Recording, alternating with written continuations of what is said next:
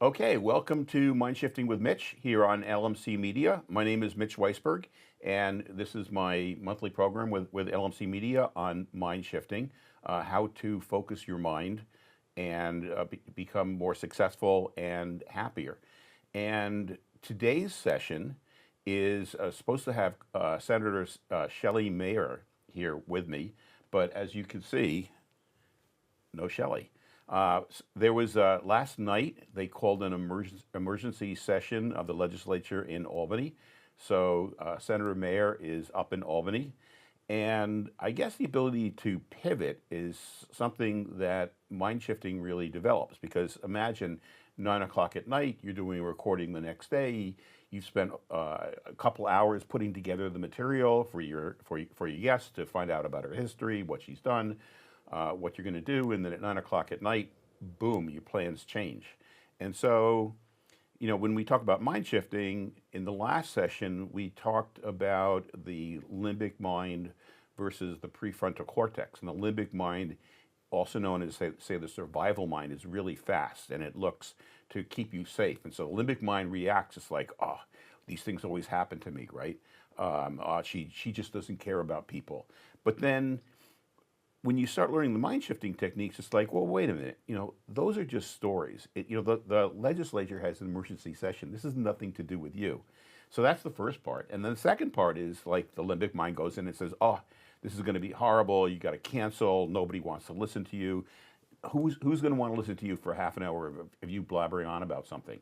And so, you go back into your prefrontal cortex, your sage mind, and you start thinking, well, wait a minute, that's just a story also. It's trying to protect me. What are the different things we could do? And some of the things that you can do in this case is you come up with, well, maybe there's some other people I can invite.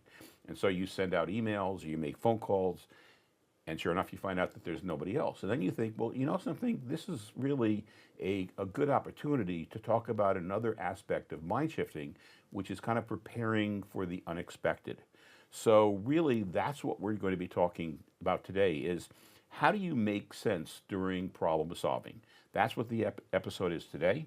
And let me go to now the first slide. And what I'm hoping that you all get out of this is that these skills are going to allow you to really evaluate when people tell you we should do this, or this has to be done, or this is why you should be doing this, or this is why I'm doing that. That'll give you a different way of evaluating what people are saying. That it will help you make better decisions because you're going to have different ways of thinking about situations and solving them. That'll help you build more effective teams because some of the arguments that we make with other people just evaporate when we start understanding how to make sense of complex or complicated situations. And all in all, what I really hope is that you use these skills and these concepts to make the world a better place. And that's really the crux of why I'm doing mind shifting, because the mission is how do we get a critical mass of people? How do we get 5 million people to be more resourceful, more resilient, more collaborative? And if we had 5 million people who could be resourceful, resilient, and collaborative, even when things go wrong, even when their own brains attack them, even when people disagree with them or try to get in their way, wouldn't we really have a much better planet? Wouldn't we be happier? Wouldn't we be more productive? So that's the mission of mind shifting, is that critical mass of 5 million people. And you're going to be learning some skills today that allow you to become one of them. And this is not about being right or being wrong. This is really learning how to be successful.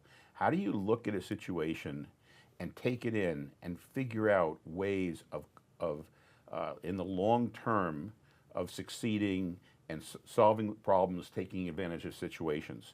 And so let's go into the information, because we all are taught some basics about how to make decisions, right? The classic way of making decisions is we start off and we think, okay, I want to do this. Let's say I want to do a session. Let me find out about all the alternatives I have. I can do a session on I could do a session on the limbic brain. I could do a session on the powers of the sage brain. I could do a session on sense making.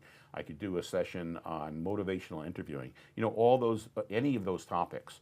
So we find out about all the alternatives. We research them, and then we do this analysis. Like, well, if I did this, what's the benefit? What are the risks? And we go into all the possible consequences of each one, and then we compare them and say, oh, you know something, this one has the best results, and so then we just execute. And that's how we're all taught to decide.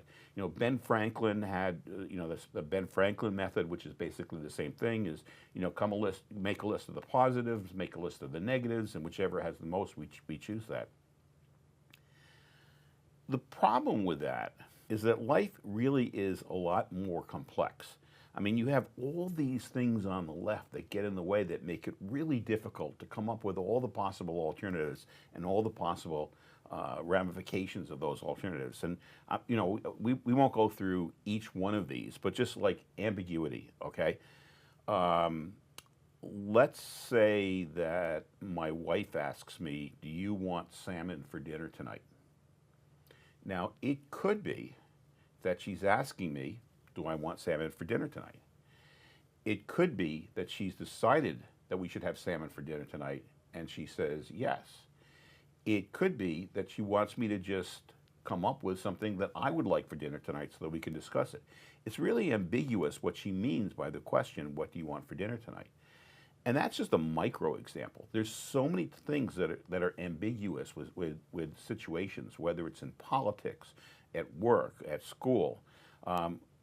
We never find out until afterwards. And then there's things that happen that are unexpected. We do something, and some unexpected result happens that we never could have predicted. And sometimes that unexpected result is due to innovation. I'm going to skip down, let's say, to the Heisenberg uncertainty principle, which is a principle of physics, but it also applies to social situations also.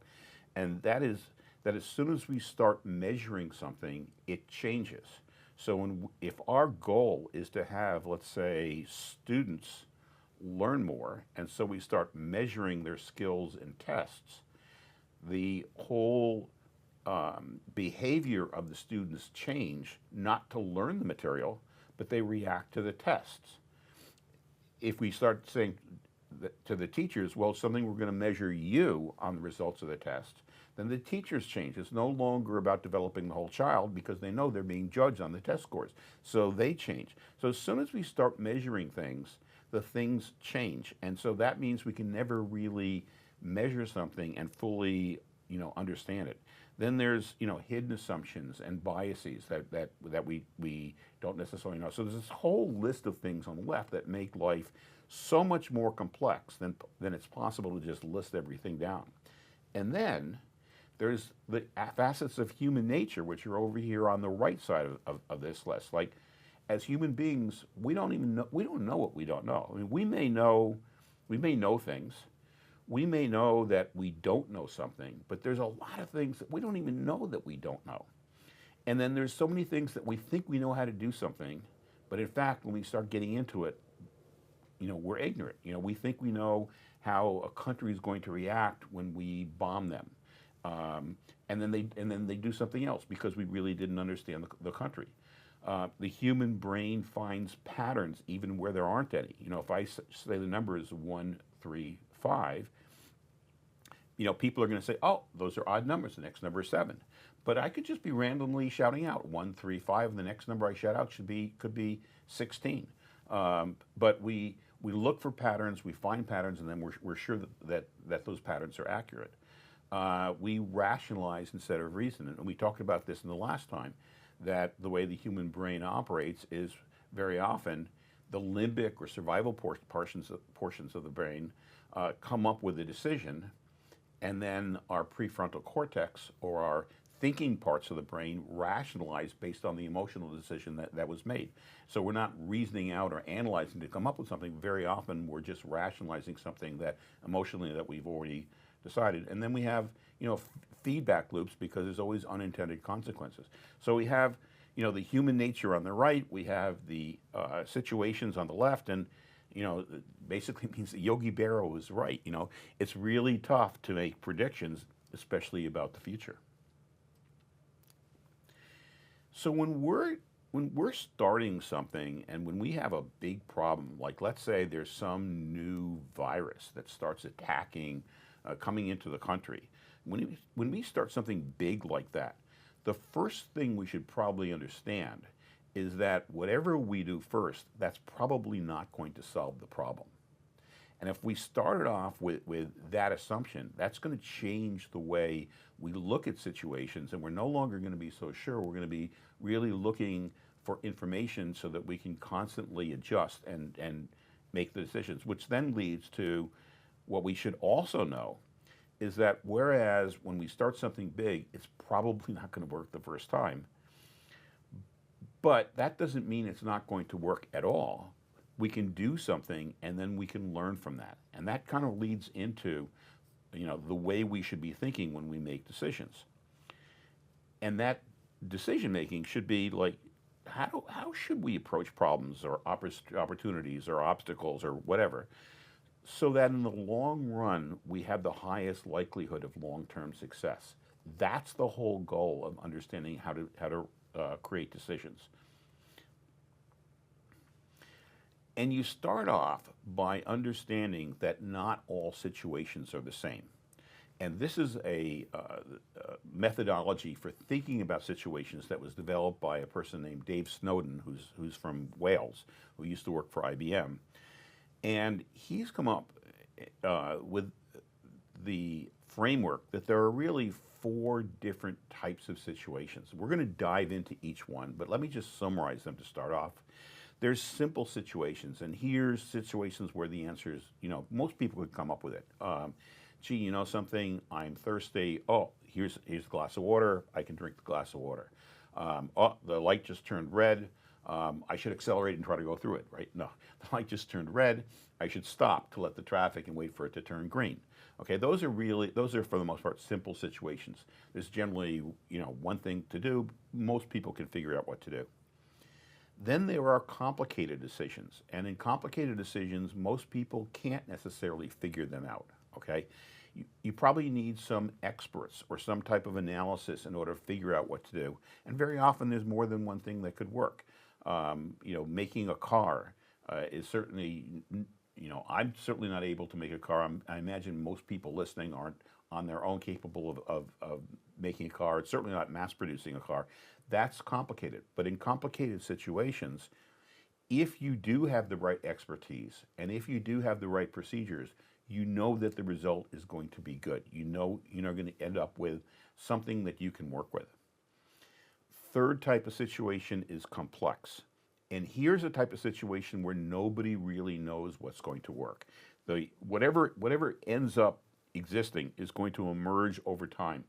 And we can look back with hindsight and say, yeah, we knew this was going to happen. But the fact of the matter is, nobody could have predicted it in advance. I think COVID really is a great example.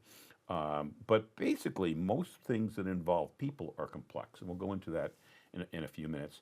And then the fourth type of situation is chaotic. And in chaotic, it's like some random situation. Very often, people are in danger. Something has to be done immediately. Like if there's a flood.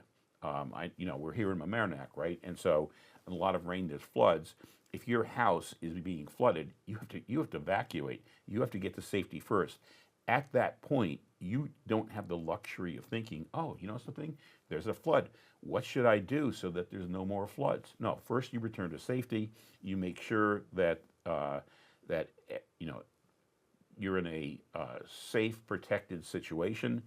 Then, from the luxury of safety, you can start thinking of longer-term solutions. So it's simple, complicated, complex, chaotic, and when you're not sure, Dave Snowden calls that disorder. The way he organizes those 4 different types of situations is really in a kind of a 2x2 matrix or 4. So you have the simple situations on the lower right, complicated above them, complex to the left of that, and chaotic below that. And it's in the sequence because sometimes a situation can move from one to the other. So you can start off with something that's very complicated, but people become better and better at it. So eventually, most people can figure it out and it becomes simple.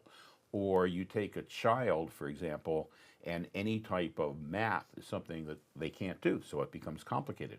But by the time they're in fourth or fifth grade, addition, subtraction, multiplication, maybe division, those become relatively simple. What's 6 divided by 3? Oh, it's 2. We don't really have to think about it. So complicated situations can become simple. Simple can become complicated. If you look at flight, like airplanes, in say the 19th century and the 1800s, that was complex. I mean, nobody knew what was going to work. But the Wright brothers started codifying what would work for airplanes, the Wright brothers and others. And today, that's a complicated situation. Maybe at some point, it becomes something that's simple. If we have simple rules that, okay, in order to build a plane that works, just follow these 4 steps. Anybody can do it, and it becomes simple. So these are fluid, depending on the knowledge and how many times people have been through a situation. And then I'm going to get back to this document to explain what the red 3-letter acronyms are as we dive into each one of them. So let's now look at simple situations. In simple situations, generally, there's something that that's going to work. Whatever is going to work, most people can come up with it. They could be expected to know. Again, we talked about addition. Reading, for most of us, reading is simple.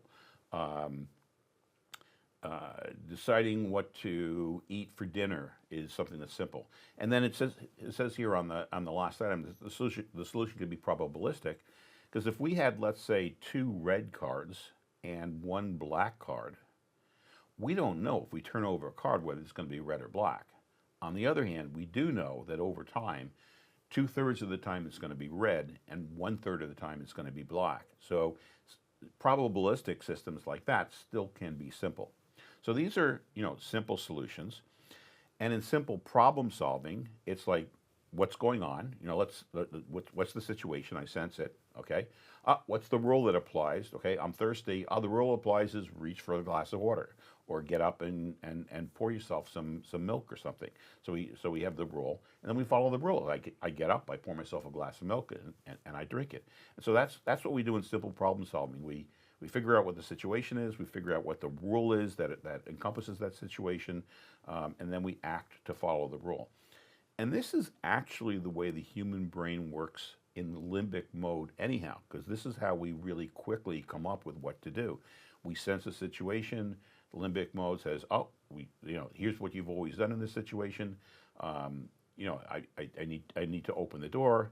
I don't even have to think about it. I reach for the door handle, I turn it, and I walk through the door. That's the rule, and I do that, and I follow it.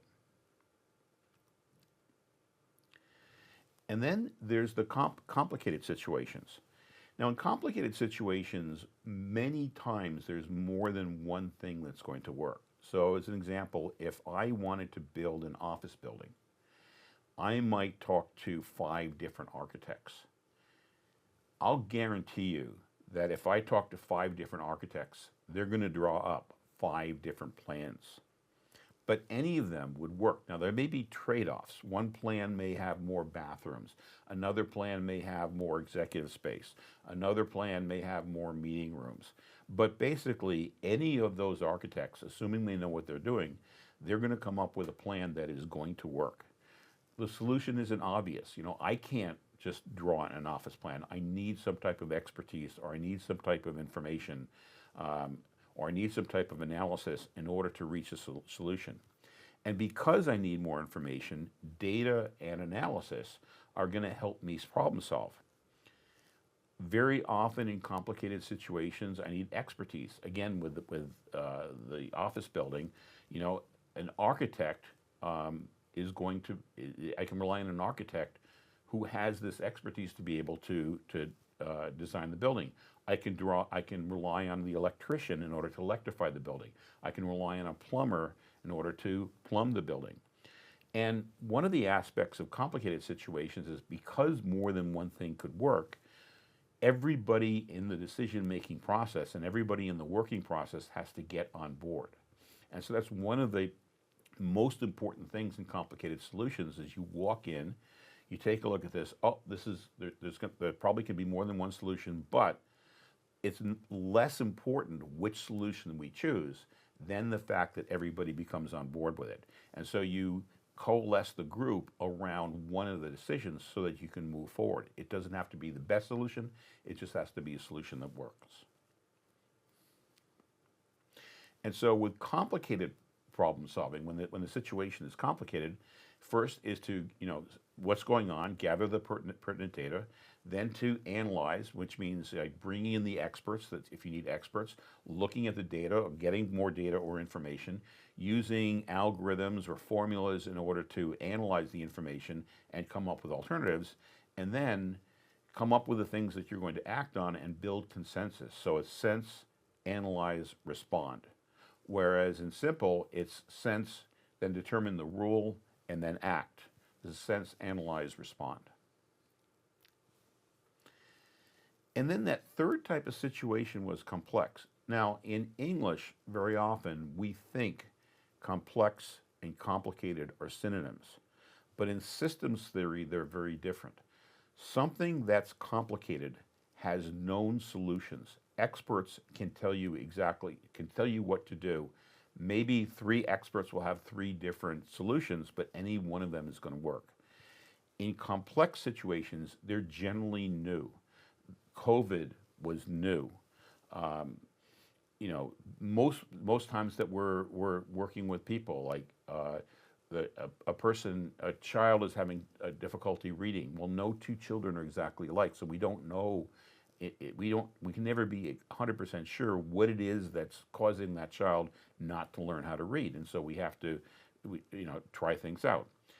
In complex situations, maybe small things that we do have large ramifications. Like we look at in education, we have these high stakes tests at the end of the year, and we tell teachers you're going to be judged on the test, and we tell schools your money may be revoked if enough of the kids don't pass the test.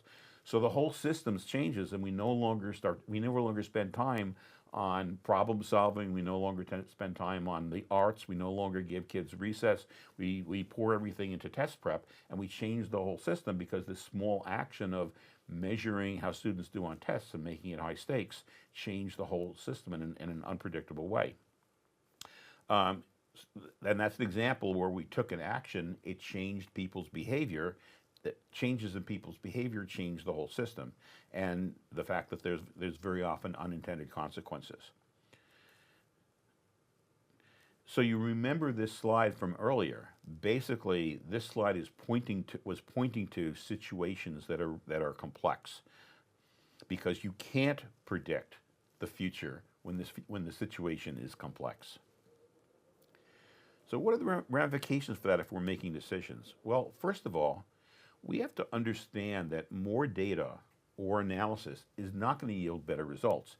Getting another study, spending time analyzing a virus that comes in, spending time, analyzing, how a country might respond if they were bombed, spending time analyzing, what's going to happen with unemployment if we do X, Y, Z. Yes, we need experts so we don't do stupid things, but we really don't fully understand the results of anything. So too much data, a lot of analysis doesn't necessarily get us the right solution that we want. Which also means that experts can't drive this decision, because experts are people who are very good at doing a specific thing. So if you look at COVID, we had the experts to a large extent driving the decision, and they were making their decisions based on what they knew how to do. But what they didn't take into account was that, kids weren't passing the data, we're passing the virus around. So when we closed all the schools and we closed all the playgrounds, that really didn't make sense. But from the expert's narrow standpoint, it's like, well, we want to shut down any possibility of the virus being transmitted, so we're going to be doing these things. So in these complex situations, we need expertise. Experts shouldn't be driving the decision. And then whatever is going to end up in the long run, we can't predict in advance. So that's why it requires a different approach. It's not like you're going to come up with a solution that you know it's going to work. You have to come up with something different. And so, in complex situations, the idea is you're going to try to do things that aren't going to harm you. You're going to do experiments, or you're going to probe. And as you do those experiments, the purpose of the experiments is to give you information. And then you're going to sense, you're going to figure out, well, what information am I getting? And then you're going to respond, and you're going to do another probe. So complex situations are what we call like an iterative approach.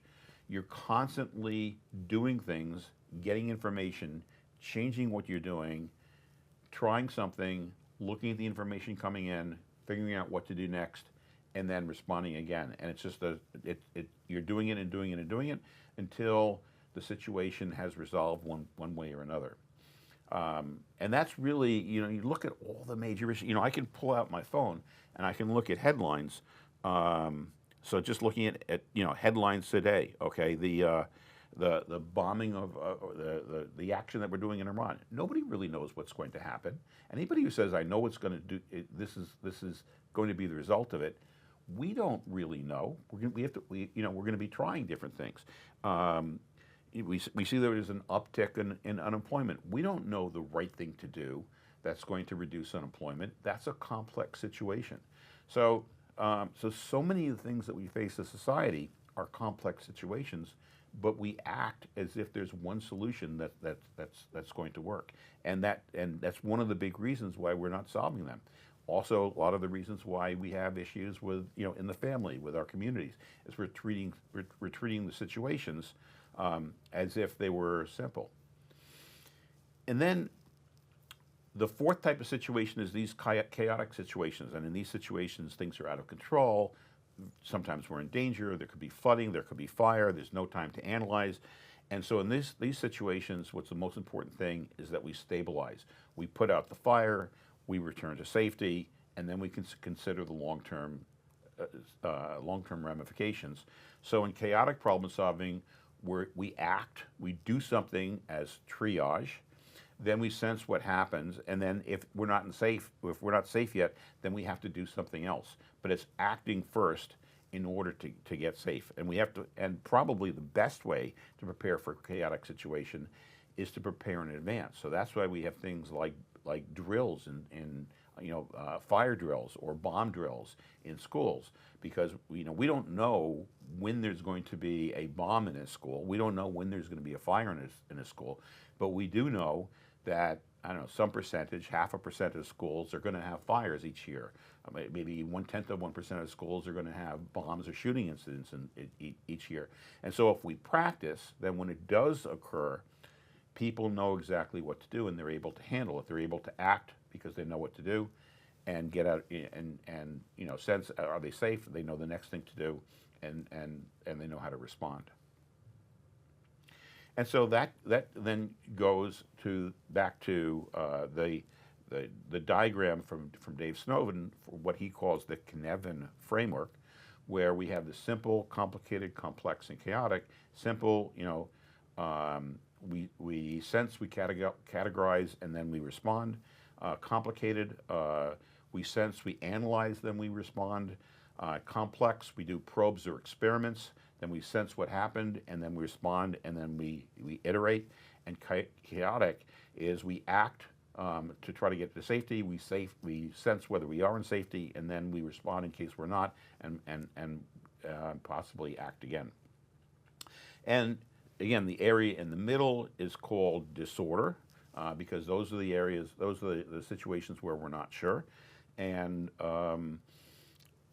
one of the things that happens is, because these are next to each other because you can migrate from one to another. We very often think things are simple, even when they're complex, and until they break. And so we may have a certain way of handling a situation that's rule-based. This happens, and we saw this in the financial crisis in the 2000s, where we had ways of evaluating loans, and we were so sure that we were right, and then all of a sudden, when it broke, it really broke, and that became a chaotic situation where we had to really rescue the whole economy. So it's not so easy once the system breaks and you're chaotic. It takes a lot of effort, and we don't know what's going to fix it in the long run.